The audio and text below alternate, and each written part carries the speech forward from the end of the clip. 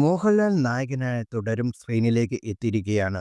മോഹൻലാൽ എന്ന താരത്തിനും നടനുമായ തരുൺമൂർത്തിൻ്റെ ലക്ഷണമൊത്ത ട്രൈബൂട്ടാണ് തുടരും എന്നാണ് സിനിമ കണ്ടിറങ്ങിയാൽ പറയുന്നത്. മികച്ച പ്രതികരണമാണ് സിനിമയ്ക്ക് ലഭിച്ചുകൊണ്ടിരിക്കുന്നത്.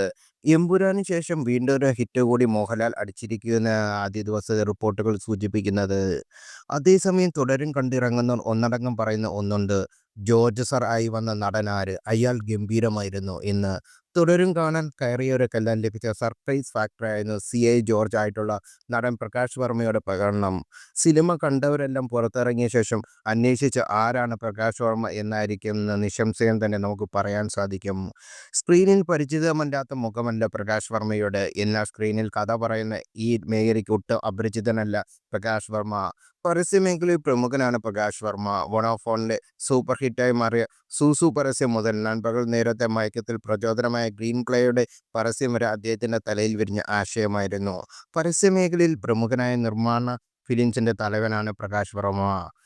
തുടരും സിനിമയിലെ സർപ്രൈസ് ഫാക്ടറാണ് പ്രകാശ് വർമ്മ.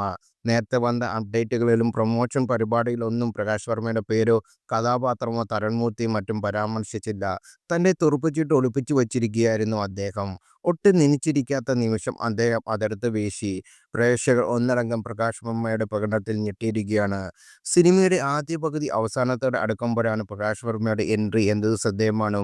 മുമ്പ് കണ്ട് പരിചയമില്ലാത്ത മുഖം ആയതുകൊണ്ട് അദ്ദേഹത്തിൻ്റെ കഥാപാത്രവും പ്രകടനവും ആരാധകർക്ക് സർപ്രൈസ് ആയിരുന്നു. തീർത്തും അപരിചിതനായ കഥാപാത്രത്തെ വളരെയധികം ഇമ്പാക്റ്റോടുകൂടി അവതരിപ്പിക്കാൻ പ്രകാശ് വർമ്മയ്ക്ക് സാധിച്ചു. അഭിനയ രംഗത്ത് സജീവമാകുകയാണെങ്കിൽ അദ്ദേഹത്തിനെ തേടി കൂടുതൽ നല്ല കഥാപാത്രങ്ങൾ എത്തുമെന്ന് തന്നെ നമുക്ക് പ്രതീക്ഷിക്കാം. തൻ്റെ സിനിമകളിലൂടെ പുതിയ ടാലൻറ്റുകളെ കണ്ടെത്തുന്നതിൽ നേരത്തെയും കയ്യടി നേടിയിട്ടുണ്ട് തരുൺമൂർത്തി. തൊട്ടുമുമ്പ് പുറത്തിറങ്ങിയ സൗദി വെള്ളയ്ക്കിലെ ഉമ്മ തന്നെ ഏറ്റവും മികച്ച ഉദാഹരണം.